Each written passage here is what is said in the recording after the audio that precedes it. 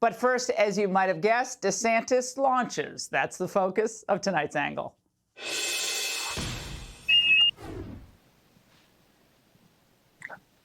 Now it's quiet. Let's see. So, we on? Yeah, I think so. Just to simplify this. All right, great. So let's see. So they just keep crashing, huh? Obviously, very excited to have Governor DeSantis make this. Okay, we're being a little naughty here. Yeah, it was a little glitchy. Come on, you have to laugh at yourself. That kind of stuff happens to us all the time on the Ingraham Angle. But Ron DeSantis announced his presidential bid tonight, of course. But when not plagued with technical issues, the question and answer period especially was really important, like when he pledged he's going to rein in our fat, bloated government.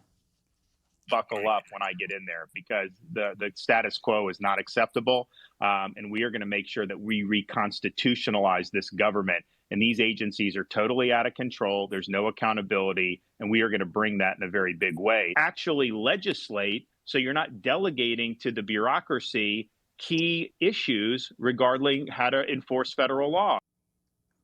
Yeah, the bureaucracy is strangling the American people and our freedom. And he addressed that specifically. But long before he announced tonight, the jackals on the left had decided that he, in fact, could even be scarier than Trump.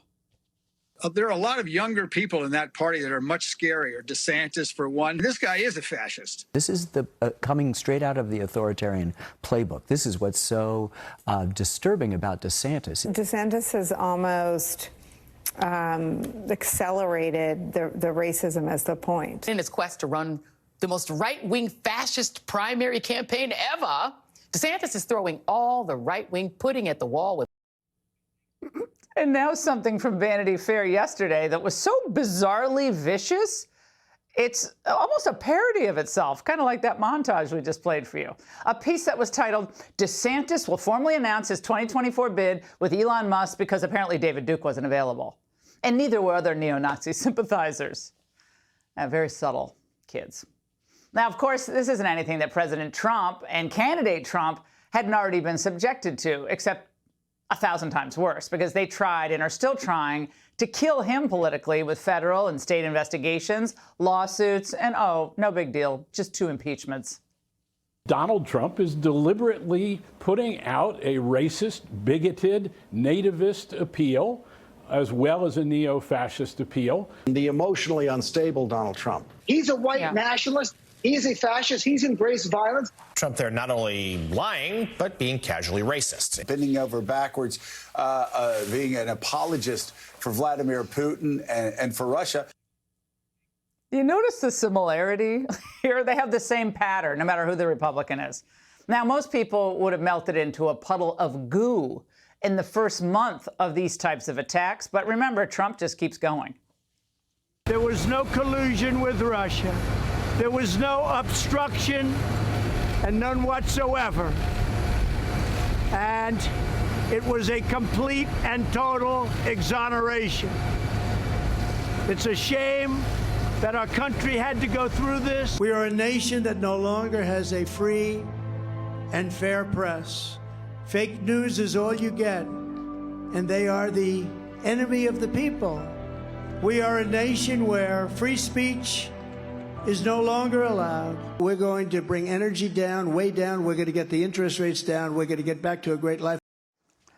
And now he wants to take the fight back to the White House to finish the job that he started. Now think about that for a moment.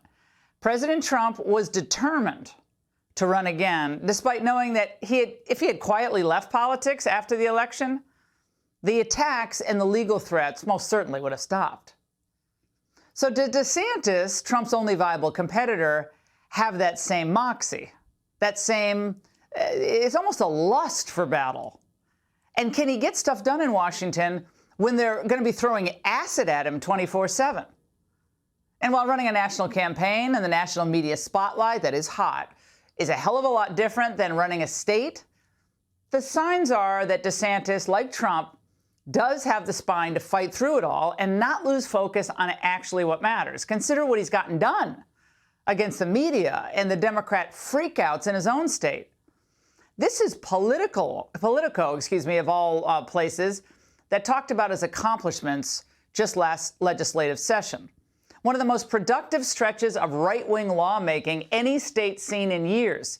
Week after week, legislators push through measures dealing with abortion, guns, the death penalty, immigration, schools, and gender identity, sometimes amid protests inside the Capitol. And after winning re-election by nearly 20 points, let's face it, DeSantis knew that he had the leverage, the mojo, to actually get his agenda passed into law. DeSantis' allies in the legislature delivered nearly everything he asked for, whether it was imposing new regs on Disney or a law designed to block China from buying land in Florida. Now, you know he's getting under their skin when even the White House got into the lie that because DeSantis banned the twisted sexual propaganda being shoveled out to Florida school kids, he's also banning books and poems. On Amanda Gorman's poem being banned in Florida elementary school, do you have a comment on that move? The president and his administration certainly stand with her. Banning books is censorship, period. That's what that is. When you ban a book, you are censoring. It limits American freedom, Americans' freedom. No, they're just for rewriting books. Now, of course, their claim is patently false. The book was simply moved from elementary school to a middle school where it was deemed more appropriate. But get used to it, Gov. This is what they're going to do. Now, even more absurd, though, is that the same people who praise Biden's mastery of stage and substance are jumping all over DeSantis' demeanor. Look, he's hard to get along with one-on-one. He's pretty awkward in person. Wait a minute, you're saying he's hard to get on with one-on-one and he's not a great campaigner? The guy who, by the way, is not expanding his own base of support and is also not doing anything to help with the awkwardness because he's awkward too. Awkward? I'll show you awkward. There's a lot of other, for example, the idea that we're, in terms of taxes, that they refuse to, for example, I was able to balance the budget and pass everything from the global warming bill anyway. Anyway, for example, as the press and the pundits and the former president are going to use a flamethrower against DeSantis, it's going to be tempting for him to fall back on the cultural issues that have dominated his profile really for the past year or so. And as important as those are, and we certainly spent a lot of time on the Angle talking about them, he and all Republicans should remember what the voters really care about. They're telling us.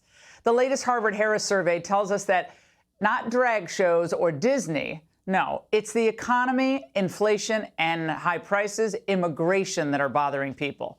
So both DeSantis and Trump should remember that Reagan won in 1980, hammering Carter's economy, and Clinton won in 92, hammering Bush's economy.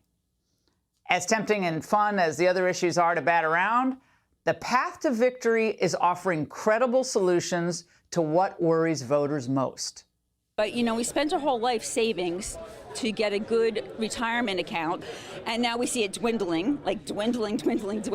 Everything's just getting more expensive, and it makes it harder and harder for people, even working 7 days a week, to actually, you know, make a living. Inflation is taking a bite out of everything. It's getting more and more difficult, to manage all that. Now, no wonder Biden's numbers on handling the economy are among the worst I've ever seen. With just 33% approval and only 24% of Americans say national economic conditions are in good shape. So I was a little surprised that Governor DeSantis and his host spent almost no time on the issue tonight. That's going to need to change on the stump. So how about saying something like, my energy policy will help push gasoline back down closer to around $2.30 a gallon. And my trade policy is going to help Main Street, not Wall Street. My border policy is going to tackle the fentanyl nightmare that's killing our people. And my industrial policy is going to insulate us from China's global ambitions and aggression. I'd vote for that. And that's The Angle. Hey, Sean Hannity here. Hey, click here to subscribe to Fox News YouTube page and catch our hottest interviews and most compelling analysis. You will not get it anywhere else.